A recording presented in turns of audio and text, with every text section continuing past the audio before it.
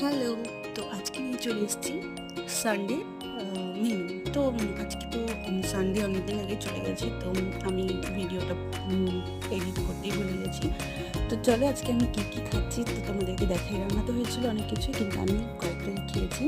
তো ফার্স্টে যেটা খাচ্ছি, মিষ্টি কুমড়ো দিয়ে আর সব সবজি দিয়ে একটা সর্ষে বাটা দিয়ে তরকারি। এটা আমার স্পেশাল একজন পাঠিয়েছিল, আমি এখন নামটা বলছি না, কিন্তু খেতে জাস্ট অসাধারণ হয়েছিল, অসাধারণ। তো এটা দিয়ে খানিকটা ভাত খেয়ে নিলাম। খেয়ে নেওয়ার পর মাছ ছিল বাড়ির, তো সেটা দিয়ে অল্পটুকু ভাত নিয়েছি। মাছটা অনেকটাই বড় পিস ছিল, তার জন্য আমি ছোটো একটু মাকে বললাম ভেঙে দিতে, তো ভেঙেই দিয়েছিল। তো এটা দিয়ে ফাটাফাট কিছুটা ভাত খেয়ে নিচ্ছি।